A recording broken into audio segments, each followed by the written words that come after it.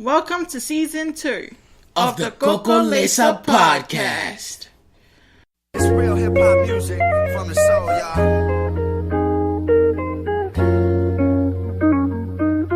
From the soul.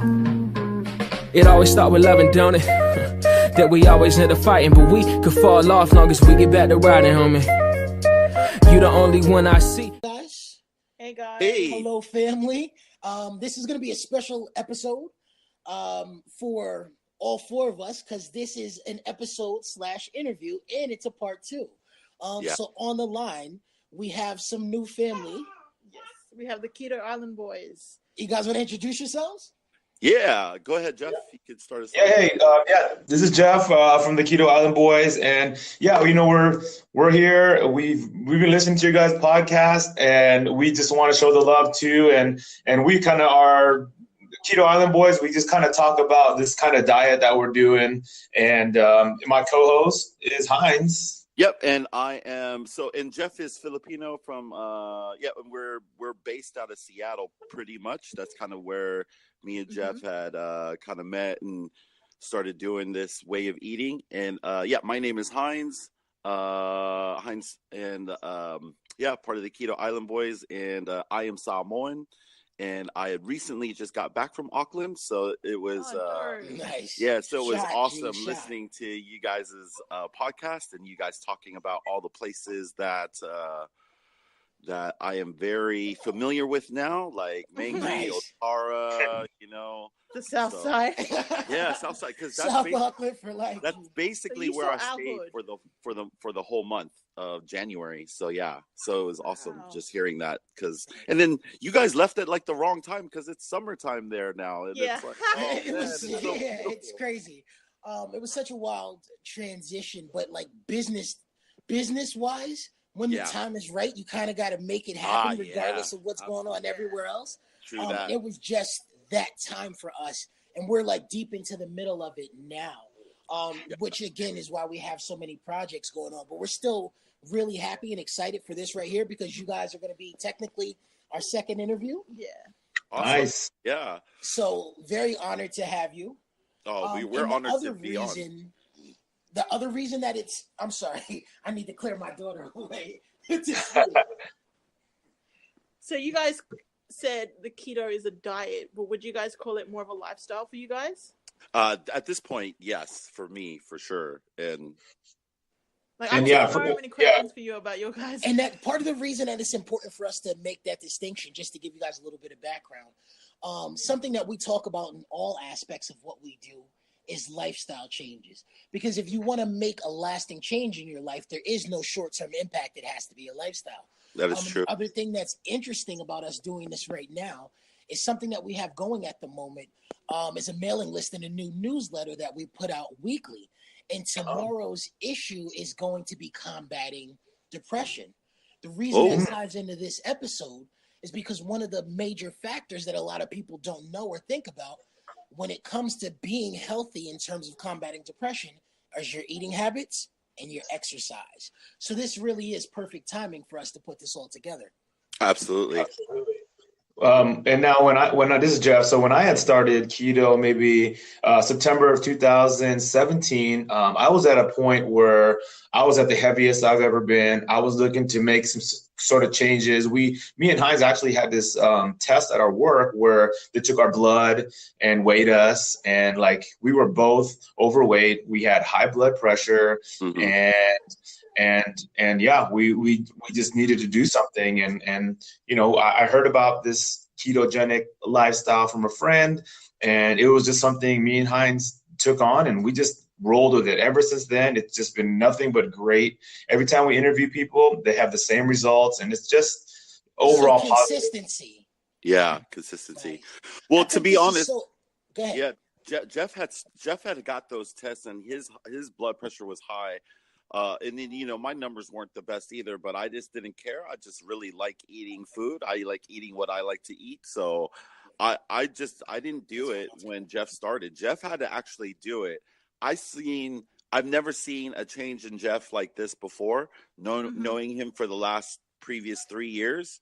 So then that's kind of how, and then that's how I started. Seeing is believing. Yes. Have you guys tried other diets previous to keto that weren't as good? Yes. Yeah.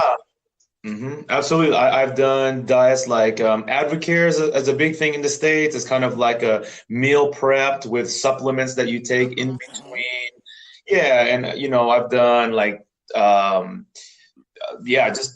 just trying to limit The my cleanse. Remember doing the master cleanse? There's one yeah, time master I cleanse. know. Yeah. where you're only drinking tea and or like honey and And a lot of those aren't actually healthy, right. depending on the systems. But the reason that I think this is so interesting and such an important conversation, based around what we do, is because culturally, you guys come from very heavy dynamic foods. Like Oh yeah. so much of Filipino food is Yes. fried food or heavy sugar based. But it's delicious. Anyway, Oh, absolutely. the challenges of talking about healthy food and Listen, healthy living he and has being his with mom. my wife. His mom and his sister are Filipino, so I get Oh. all the good Filipino food. I love Oh. cassava cake, but no, right? And then again, we know firsthand from the Samoan angle, Yeah. like especially in New Zealand, so much the parts that are colonized and uncolonized are equally unhealthy. KFC is as much a part of our diet as Galo. You know what I mean? Yes. So, Well, I don't know if Yes. that's as big here in America though, because No. we like eat KFC in New Zealand like every Sunday kind of thing. KFC, yeah, I noticed that. I was trying to explain to my cousins how KFC is not cracking like that, especially in Seattle. It's like it's not. It's yeah. not a major like it used to be. But KFC is like everything. But it's in because New you Zealand. guys have such a vast variety of other we foods. do. You're right, and But- that's what I was just gonna say. So I don't know if have, it's like- better or worse. That I think it's actually worse, to be honest, because But- it's because there's so much variety of stuff. yeah.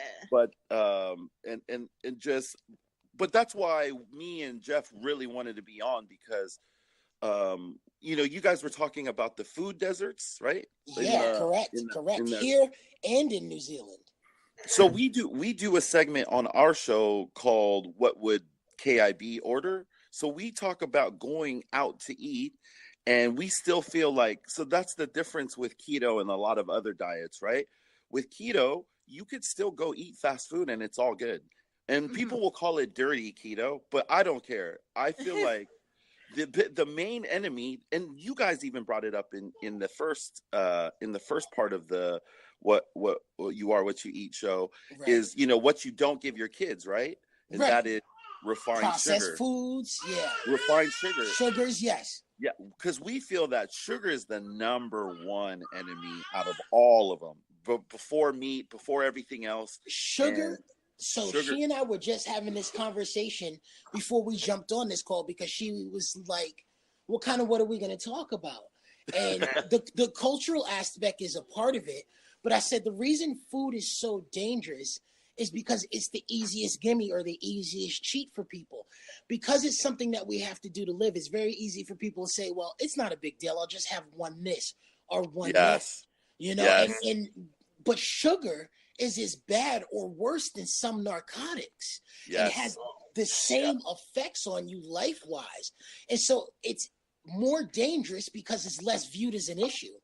Yes. Mhm. And that's It's the other not thing I viewed was as going an to say issue. for us culturally. The reason Filipinos not so much because you guys are tiny, but the reason it's hard for Pacific Islanders is because it's acceptable to be big. Like it doesn't matter if you're male or female, you can be big and still find happiness. And you know what I mean? Like Listen, we Right. big bone. right. Yep. So because it's that much more acceptable to be obese, like Obese. oh my God, really? Listen.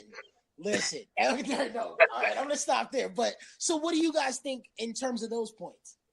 So I'd say with well, go ahead, Jeff. What are you being Filipino? No.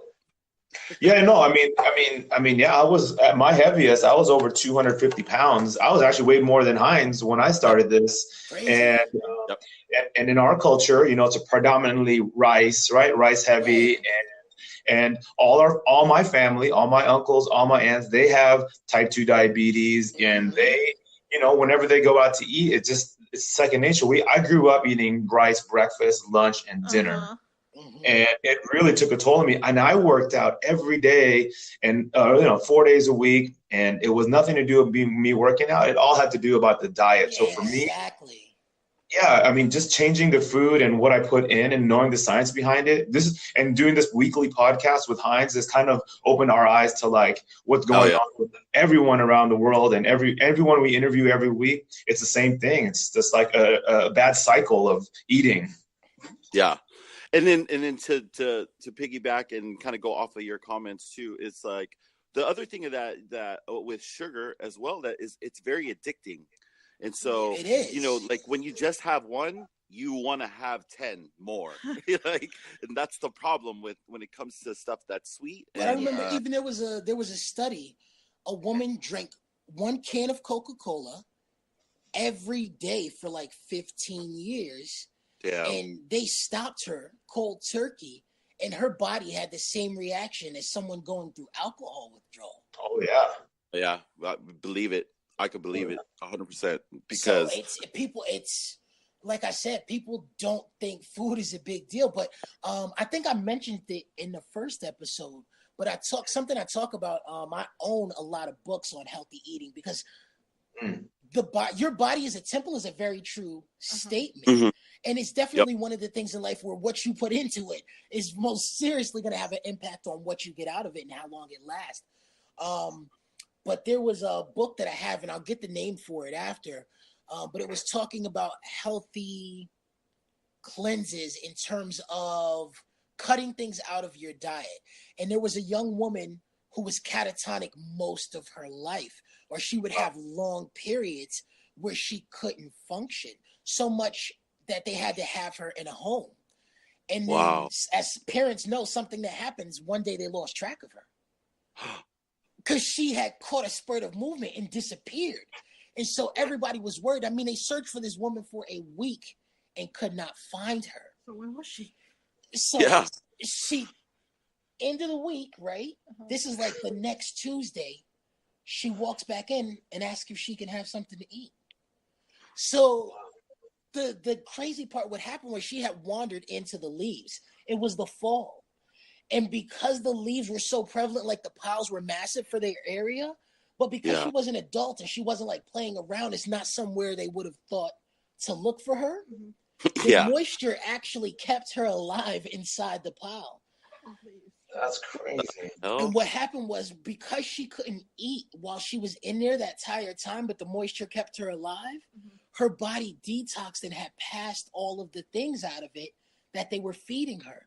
So she was just eating normal foods that was fine to them, but the allergic reaction to the foods is what was giving her catatonic issues. Well, that's like people with autism. They go on special diets because their body can't it's not, certain foods are just not good for them. Their condition. Well, that's a good segue to bring us back to keto, because a lot of times, so keto was, keto's actually been around for a while, and they found it was the most useful to treat kids that had seizures. So, because what happens is when you deprive your body of carbohydrates, your body, and then what's different between this and like Atkins is this is a high fat diet, but a lot of things inside your body is made from fat. There's nothing really inside, like your brain is made of fat, know, it's not really made of anything else. Right. So and we've been taught that fat is bad. But that's false, because there's good fats and bad fats. Yes, but we're firm believers that almost all fats are really good for you, and all fats are better for you than any type of sugar, right? Fair. So true. So with the keto, like when you go high fat and go very low carbohydrate, like your body starts breaking down your body fat, and it turns those into what's called ketones, which is why it's called the ketogenic diet. Gotcha. And those ketones help your brain. They really like open things up. And it's like, and then even to go, to touch back on the newsletter and the whole, we feel like ketones is a better source of energy for your brain that could actually help change your mood, So like this depression thing, like we feel like all these people getting obese and eating bunch of sugary things and very high carb things. It's like, man, it all piles up. It all adds up. Your health goes down the tube. your something that we've been talking about also health-wise for us as Pacific Islanders, something that you can see on poly Twitter very heavy is every other week someone talking about how their parent beat cancer or their sibling beat cancer or how they're done with chemo.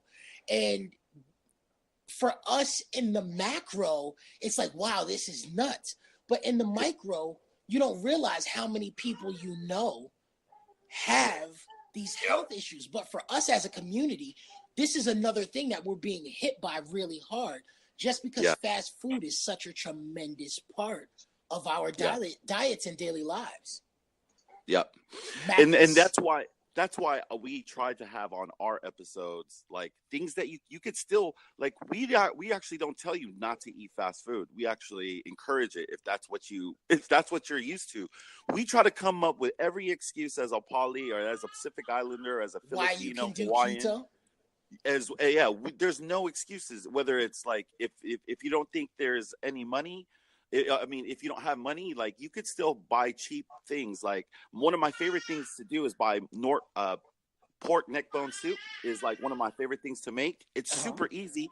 And pork neck bones are one of the cheapest things you could buy. Right. And it's very fatty and there's lots of bone, but there's lots of meat on it too. And then going to McDonald's, we say, hey, like order the quarter pounder with cheese, order it with bacon. Like that's how we do it as well, I can't do any of that, but I respect. but we feel as Polynesians, as Pacific Islanders, as as Filipinos, that we're more likely to get you to eat the way we eat versus cutting out a lot of stuff that doesn't taste good. You know what I mean? So that's fair. It's funny. This is a different conversation for she and I because food-wise, I have her do a lot of things that she wouldn't do solo. Like I took her, there's a restaurant in Auckland called Masu, and it's a Japanese restaurant. And it was the first time in her life that she had ever had crab that wasn't like surimi. And it was also the first time that she had fatty tuna. So I love fatty tuna, but it's not something she would ever do because of the price point. So she thought it was nuts that we paid $30 for 2 pieces of sushi. Oh yeah. But it's delicious. But it's bomb. Hey, I also heard in your previous podcast, are you guys trying to go pescatarian? Yeah. We were committed once we got to the mainland to being full-time pescatarian, but we have another baby on the way. So, oh, congrats! Thank you much. So 2 weeks in, she was like, "No, not for this pregnancy." I mean, that's what I would do keto, but like I want to try keto, but it's just not right now. Heinz, you know someone who's a pescatarian and does keto also? My girl, she's full on pescatarian, and she's been doing keto for almost a year now too. Crazy. So she eats tons of meat, tons of fish, tons of salmon, tons of sardines. And how's it going for her? Oh yeah, she's down. She's probably down 10. She wasn't really that big, but she's down like 10 to 15 kg, like more like 10 kg. Yeah. So in the whole time, and me and her do not work out. Jeff works out. So that's the other thing. Like I really try to come with the no excuses thing that you could literally lose weight, be healthier. And if you want to work out like Jeff, that's fine. Or if you don't want to work out like me, that's fine too. Yeah. Like, so if you want to eat fast food, we try to come with so regardless of any situation people are in, no matter where you live, even if you were to live in a food desert, there's still food. You're able to do keto. That's awesome. Yeah. So how were you guys able to cut out breakfast so well? Because that's still a tremendous challenge. Like eating first thing in the morning is so a part of our routine and my routine. Yep. Same with us. Go ahead, Heinz. You tell them how we used to do breakfast. So that's a great segue, because that's the other part of keto that's not really in the title, but we're hardcore fasters. Like we do intermittent fasting. And so but yeah, like every morning I wasn't the best at doing breakfast, but Jeff was. And so what Jeff would have like pretty much every morning would be like, I remember you were saying bananas, right? And then what else did you Right, I I have take shakes. smoothies every morning. Yeah, smoothies, shakes, protein, meal replacement, shakes in the morning, all the time.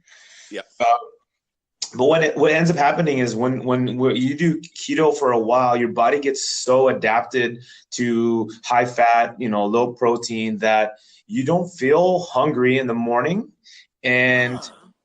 that's the key. I mean, that's what me and Heinz say. The best thing about keto is that you don't feel hungry, and it saves a lot of money because you're not eating. This sounds like something that's a win consistently. Like we No, need to because jump on this. and to go back to sugar and carbs, so it's like, man, the food industry, they get it, right? They know that if you eat in the morning, you're gonna be hungry again at So lunch. they tell you breakfast is the most Yes, important meal of the day. bingo, absolutely. We've But been it's lied like to. Well, no, of course. we've been, Well, the gut. that's like dairy is not really as important as they make it seem. Our bodies aren't even really built for dairy, but the milk industry needed to make money, so they made that. Yes. Like we never really drink milk anymore. We'll do heavy whipping cream, or in New Zealand, it's just pure cream, which I loved. Right. When I was there. Yes. And the Listen, anchor don't even butter get me is started off on the the cream. hook. Yes. Hey, Jeff, by the way, did you try that butter I brought back for you? I haven't tried it yet. Nope, not yet. You bought butter Listen back out, from you New got- Zealand? Yes. Is it Western Star? What kind of butter is it? Anchor. Anchor butter. Oh. It's so funny because when I used to come over from Australia, something that I would get would be the full cream milk, and I lost my mind because I opened up the bottle because it'd been aging since I had it, and there was like that big layer of cream just sitting on top, and it was like an amazing moment for me. She looked at me like, "What's wrong with him?" But yeah, so like. So once you remove carbohydrates and sugar, like, it's weird, your body doesn't crave it anymore. So not only does it not, and then so you're less hungry, and from that, it's like it's one of those things where it's like it just you'll notice that when you do eat stuff that's sweet, you'll get hungrier faster. So that's it's kind of like getting off. You got to get off of it, right? You got to get off the sugar and get off the carbohydrates for your body to kind of get into those routines. But you're right. At first, skipping breakfast is super hard, or what I would do, I would skip breakfast on accident, but I would eat like around 10 a.m. and then I would eat like a massive, bagel with cream cheese or something like that. And then, well, that's what that makes me curious. What is the time frame when it's okay to start? Because for me, breakfast is about 10, 11. Like, I'll be at my desk and I'll do like Pop-Tarts and a banana, or I'll do a smoothie on my way into work, or things like that. It's on when you finish eating, to be honest, because basically, when you go to sleep, you're fasting. And so that's what happens when you wake up. You break that fast. Right, so that's where we get breakfast from, because that's all. Yeah, that's the all breaking you're doing. of the fast. It's so funny because that's something that I've said for years culturally, but I'm like, I'm gonna break my fast now, and people are like, "What?" Yeah. So it's all dependent on when you finish eating, because basically you could be fasting already. Like, if your last meal is at like 10 at night and your first meal is at 10 the next morning, then you're doing a 12-hour fast, which is kind of like. Which is basically what we tell people to start off with anyway. Like, we just say, when you start fasting, just skip breakfast. So whatever time you eat breakfast. So if you were to eat breakfast at 10 a.m., we'd say, hey, try maybe eating breakfast at like noon, just to try it out. See if you could see how, because your body is used to eating at that time. So it's like clockwork. Like your body will already. The challenge for me personally is I'm a snacker. So if I'm up past a certain time, I'm going to snack. But if I go to sleep and stay asleep at a decent interval, then I won't need to eat again until the next morning. But from what I'm taking away from this, 12 hours is what you want to stop eating for 12 hours. Yeah, I feel like that's just doing that alone will, it's possible you could even start losing weight, because part of it too is your stomach needs time to rest. And so I feel we're so used to like snacking and eating all the time. Culturally, food is everywhere. Every time we meet with people, there's food. Anytime there's any sort of event, hey, it's Tuesday. Food, yes, let's have a massive feed at the buffet. But I think this is a little bit easier for me, and the reason I say that is because because food is so sacred, there's so many interactions I won't do with food. Like, I'm not going to sit down and eat with just anybody. I don't eat just anybody's cooking, because breaking of bread is such an important thing. You know what I mean? Yes. So there's a lot of reasons for me culturally why I actually don't eat. Which are nice. rude. I know. Like, sit at my Samoan family's table and you're not eating. That's not like that's almost taboo. That's like the statement was made. No, that's so true. Yeah, it's the same for me in our parties. When we have Filipino parties, I mean, there's tons of pancit and lumpia and rice and I mean, but for me, now that I'm doing keto, I just have to kind of pick off the foods that I can eat that are, kind of keto approved. And I've made that change gradually over time. It didn't happen overnight. You gradually build up to like knowing what's good for you, what'll kick you out of ketosis and stuff like that. So it does take a while. It's not something that just happens overnight. That's something that we can discuss. But also, if you don't, what are some resources that you would suggest for people to learn about keto? I think following our Instagram is probably the number one of the big things that we have, because we'll show you recipes but otherwise just listening to the podcast and then just Facebook. So where did you guys learn all your information? Because you guys know a lot. But this is years in the making. Yeah, this is like experience, pretty much. Well, absolutely. Yeah. There was We follow a couple people on YouTube, like Dr. Berg, Berg. He's like a keto expert and all scientific. He's a real doctor that talks about the ketogenic diet. When I first started YouTube too, his name is Thomas DeLauer, Delauer on YouTube, and this dude works out too. So I mean, I followed a lot of him when I first started. Because he talks about fasting and working out, and even though I don't work out, but fasting and like just things that you can eat on keto and different types of drinks and stuff like that. So what would you guys recommend?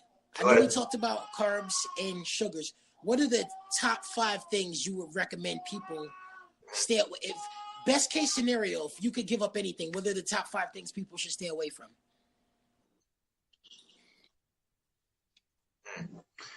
Well, for sure. I mean, it's the things that you think of. It's the rice. It's the bread. It's the pasta.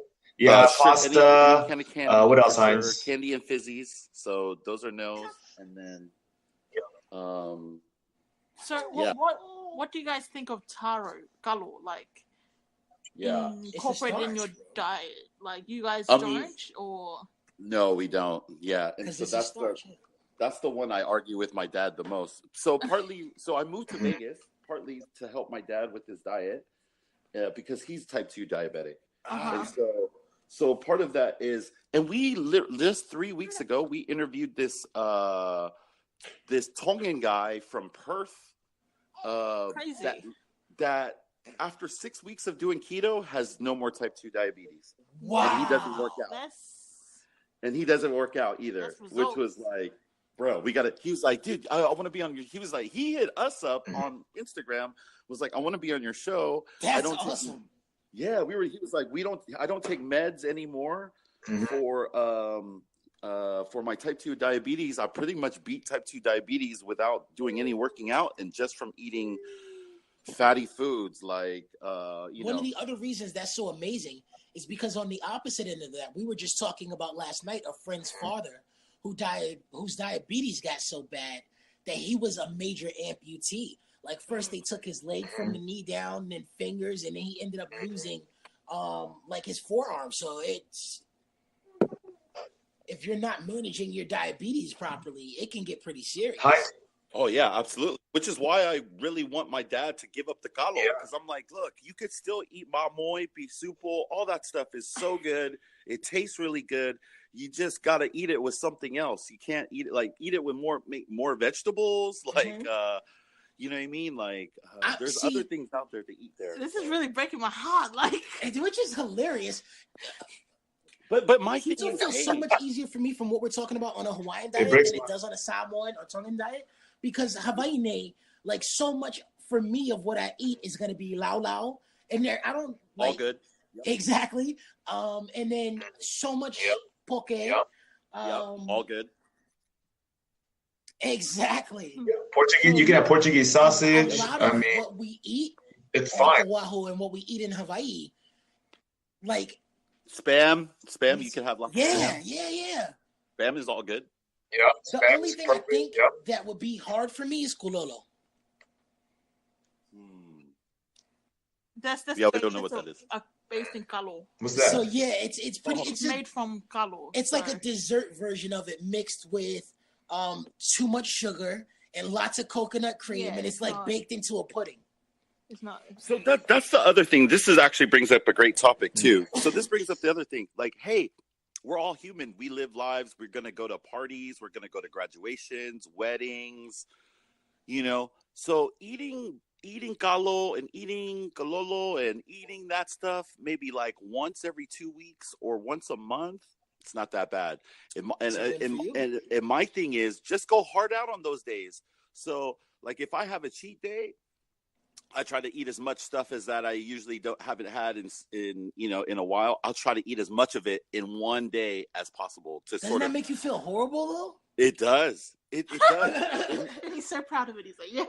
But it's a reminder. It's also a reminder that hey, that stuff is poison to my body because it makes me feel like I had a hangover, like I literally got done drinking the night before. But that's good for you because the next day you have like the self-control to be able to not indulge in those foods the next day. But for someone like me, you never have. I wouldn't be able to do that. I would have to stick very strictly to the diet. Not to slander my wife, and I'm leaving this in the episode, but it's rough for her because like she eats until she's sick, and then she's like, "Oh, I'm not going to do that again." Listen, and then the next time, I grew up with 5 sisters. You have to eat your share. Quick before there's nothing left. No, that's amazing. No, hey, but that's part of it too. But also, I think when you start, like, we don't suggest people to cheat in the beginning. Like I say, you got to at least go a month. 2 months best if you're going to start doing this, you know what I mean? Yeah, and then you'll really kind of get rid of all that carbohydrates and sugar from your system, and then you're also kind of teaching your mind to run off of ketones, because at that 2 month mark you should be your body should be running off of ketones. Now we also say that hey, your body might not be suited for this diet too. There's a we're not, like we always say, we're not doctors or medical professionals or anything. So sometimes like, hey, it might not work for you. You might actually gain weight, or something like that. So, but we know that like, if you were to stick with it, we feel like, man, I'm a firm believer that adding in a cheat day every now and then, just to keep your sanity, also to help with social things sometimes, just being out with family, people, just especially being around people that don't do keto. Yeah, it's just good to just kind of like be regular every now and then, because that's a challenge too. Like, you being on a diet or living a lifestyle is one thing. Getting other people to have respect for that is a completely different thing. Yeah. So how has your dad responded to the keto diet? Is he on it? Like, just culturally? No. He's not on it. Yeah, he's not, because he eats. To be honest, he eats galo every day with dinner, and then he eats banana before he goes. Yeah, because it's just so culturally ingrained, and it's. I know. It. Yeah. Also, both my parents, both my mom and dad are type 2 diabetics, and like, it's trying to change a way of living of life for like hard. 70 years. They're so used to doing one thing. It's so far, and all we can do is just set a good example. Every time they see me, they're like, "Man, you're doing really well." And I just kind of break it down a little bit. Hey, maybe you don't put all this creamer in your coffee, or or just change little things here and there. That's all you can hope for to do. I think. But hey, you can use the heavy whipping cream, by the way. So instead of like the fake creamer, just use heavy whipping cream or the full cream. Or you could use butter, like real butter, in your coffee. You should try that out. That's actually pretty good. Yeah, that's interesting. We call that, that's the bulletproof. Yeah, so that's big in That's the keto awesome. community. Yep. Yeah, I and it's think healthy. those are the two biggest challenges for us, and I say for all of us. One is just the natural comfort or our habit of enjoying these things for so long. But the hard part is also when it becomes cultural, Absolutely. as three of us have seen on Poly Twitter this week, that becomes a completely different monster when people are like, well, this is who I am. This is a part of what I come from. Absolutely, and I think part of that that we have to get away from is, well, that's partly why the reason why we're leading in like a lot of statistics when it comes to obesity, type 2 diabetes. You know, that becomes a hard conversation when you a lot of response that I've seen, and you let me know if this is different for both of you guys. We like to lead with facts, logic, and information based in research, and people get very passionate and they hunker down on the side of ignorance and they say, well, you don't understand. That's not where we come from. So how do you guys combat things like that? Need an example, maybe.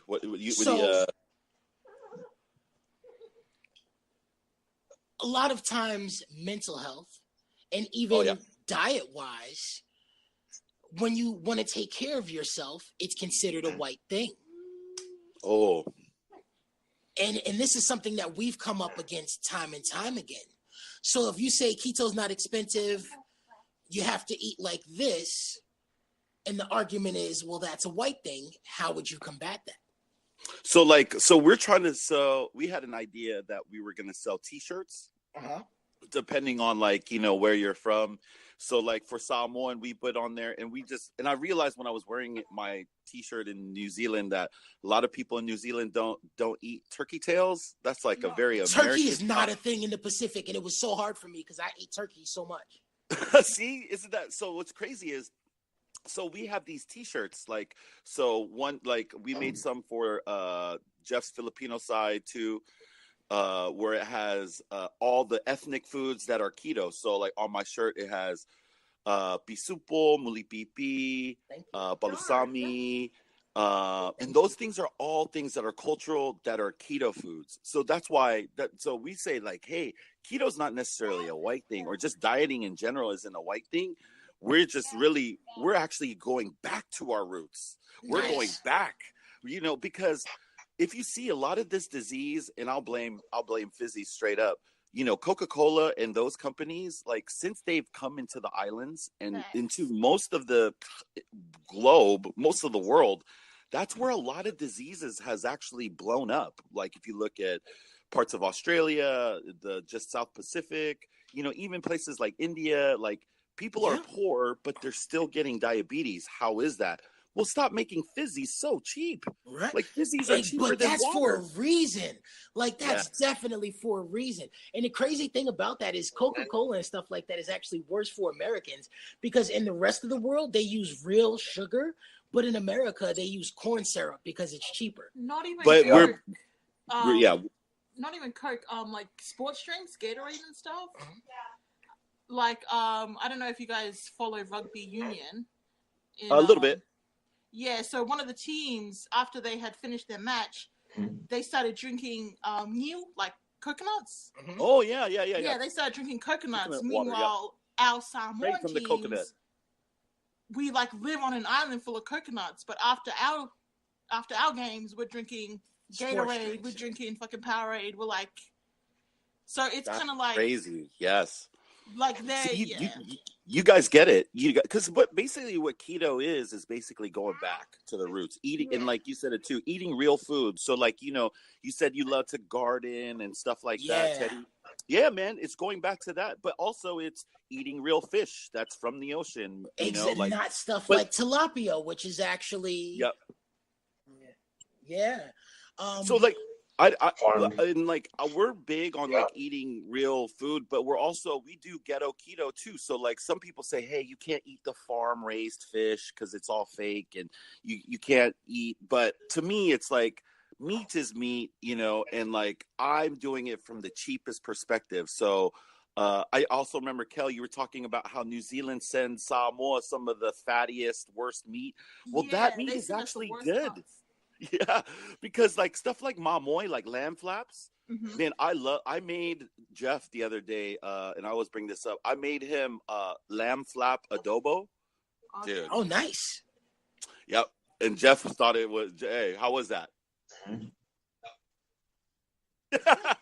man, Honestly, it was the good. only Yeah, it was way so that I good. can eat lamb is when I make it into a soup. Oh, okay. Because it's such a fatty meat that Mm. I can't get away from it taste wise sometimes. And I tend to prefer soups for us as a family so that we can get the most nutrients from everything that we're eating. Yep.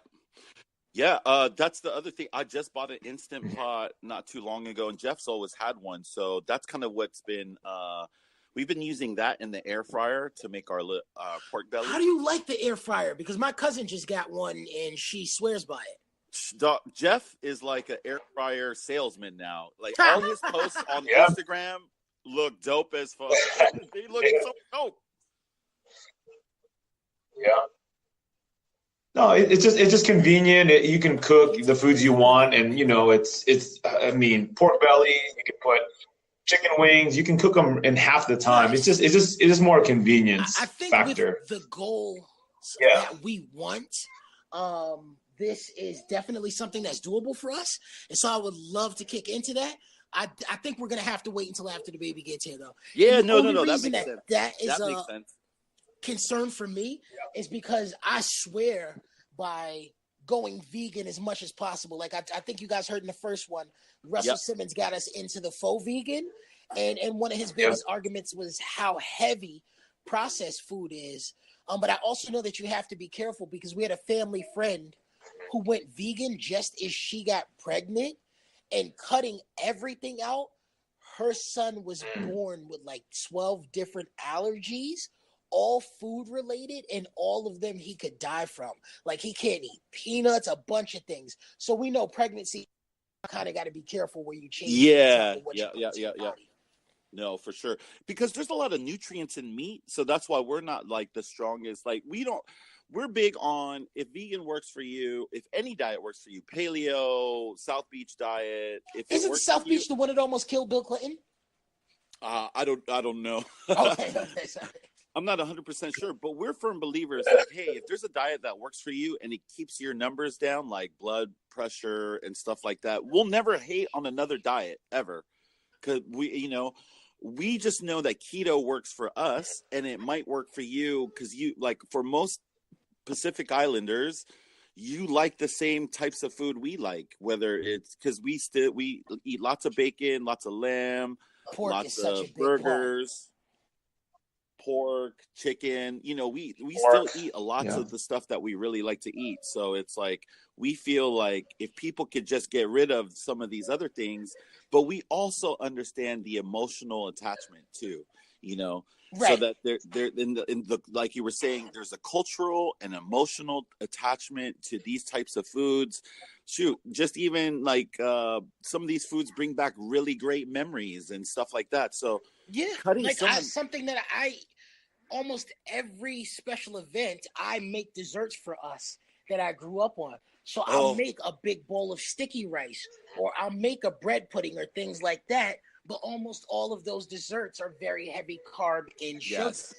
Yeah, but you're not celebrating every day. So like making that once a week, hey, that's not bad. If there's like for example, like if there's a time you guys are talking about kongai, just have kongai be that one time you kind of eat whatever. That's a good time to eat your kalo, eat your whatever. That's fair. And then for the rest of the week though, you try to stay business. You'll start doing.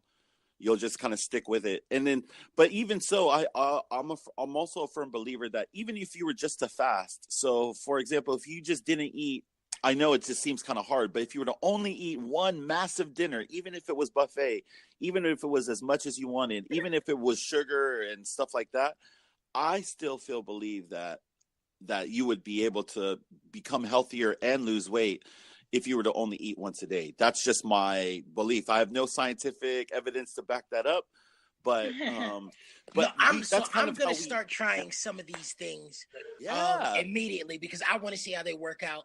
And then because we eat together, we can wait to the keto. But I definitely want to start on the 12-hour immediately. Yeah. But I think we're gonna have to come back to this, the four of us, just to talk about like results and impacts and how things have gone and do a check-in. We would love to. We would love to. Yeah, and we would love to. Absolutely. Your shirts be available, or is that something you guys are gonna do? Or? Yeah, we're gonna do them. We're kind of in the works. We've been like, so we have shirts for ourselves, and we need to make some because I told hella people in New Zealand. I was like, oh yeah, I'm gonna send you a shirt. Yeah, we need to merchandise harder too. Yeah. Yeah, right. And so I know because I would love to have one of you guys' shirts too. Just have you seen our Coco Lesa shirts? Well, I've just seen your logo on the podcast. Okay, true. So if that's the logo, then yeah, I want one of those. Okay, too. for sure. But yeah, we could trade shirts. Yeah, for sure. Because I don't know if you've seen my the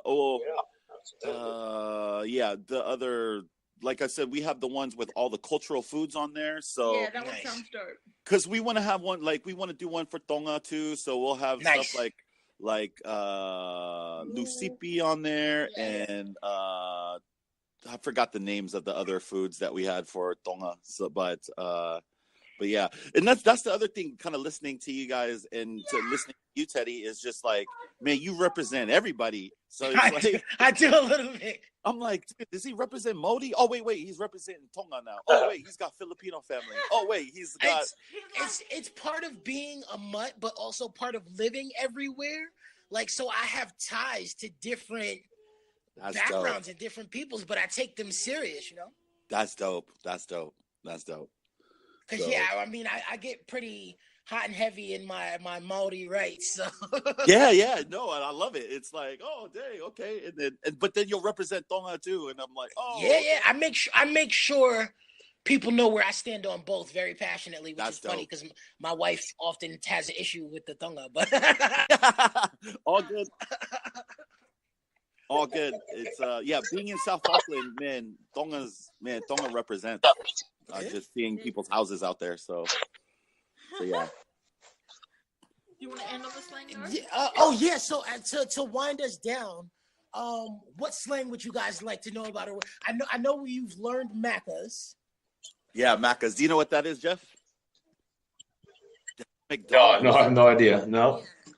Yeah, they call it macas. Oh, macas. They call it more so that in Australia than they do in New Zealand. I've never heard that in Australia. I didn't learn macas until I got to New Zealand. I was gonna say, I heard a lot of my cousins say macas, and I didn't know what they were saying, you know. But it was like I kind of lost that one in translation, and until you broke it down on the podcast, I was like, oh. Yeah, like I was saying earlier, the one that was the hardest for me to transition to because I kept getting confused.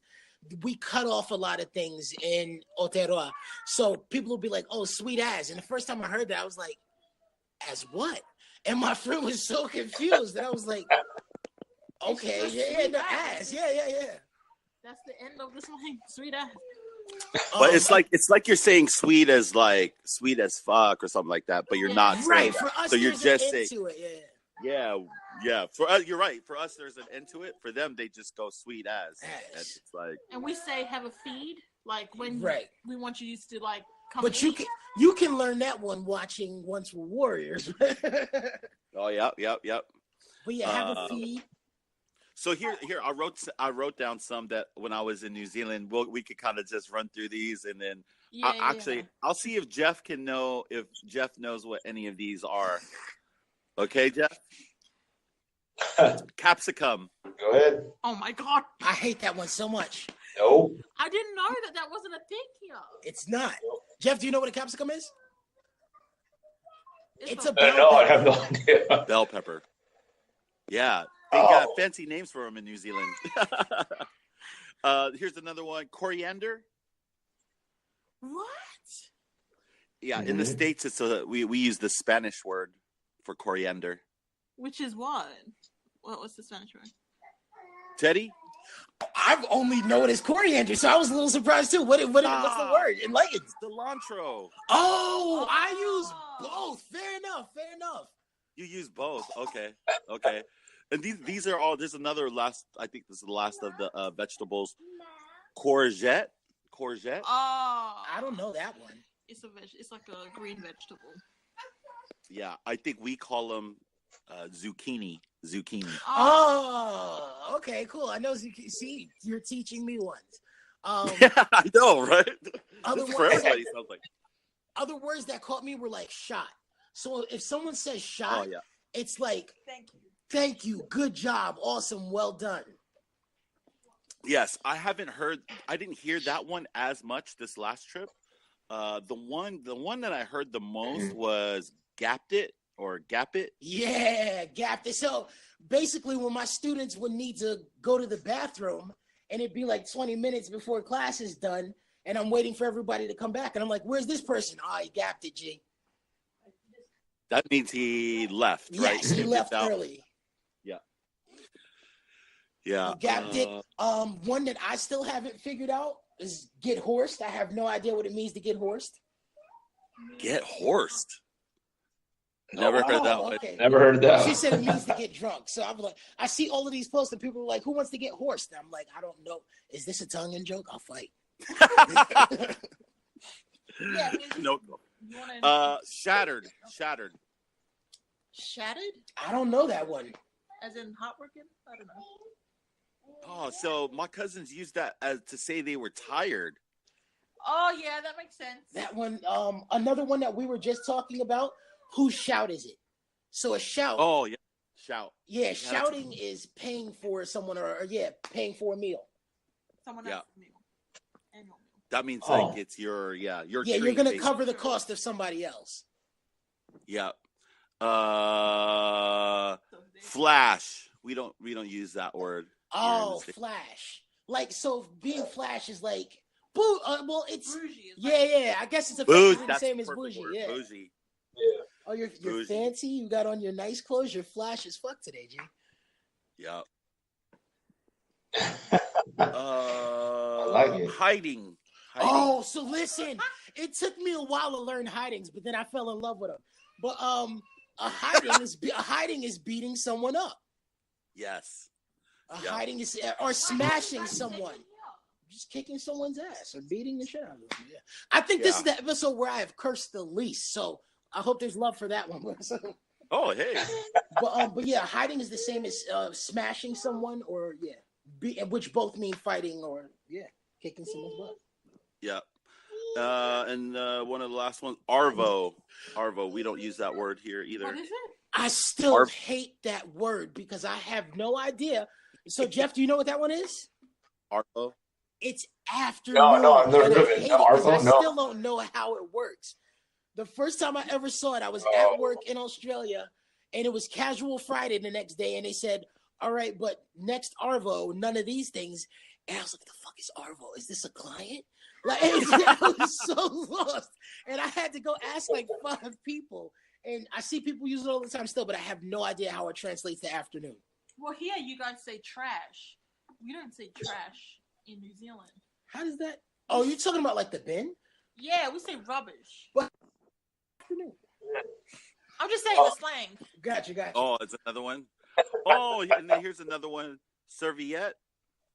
Oh, napkins. Yeah, it's equivalent to napkins. Yeah, we never. That's such a bougie word, serviette. Say napkin.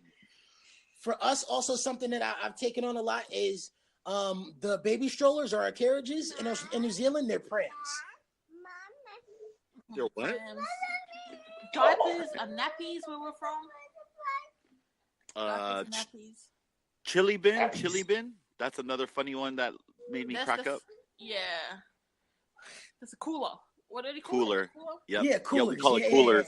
Yeah, coolers. Cooler. Another one that got me, that really hit me hard, the air conditioner is just called aircon. Yeah.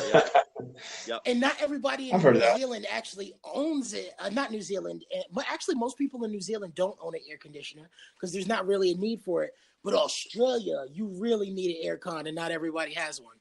Oh, that's dangerous. Yeah, those Australian summers with no air conditioner are I loved being at work. It was a good time. In that good old AC. Yes. Yeah. And I think that's most of the slang. And the other one is so funny. On our YouTube channel, the very first video is me talking about all the slang from Australia. And one of my friends used to say all the time that I've never heard anywhere else, but even men say it, is ba. Bah. Ba. And it's like a term of affection.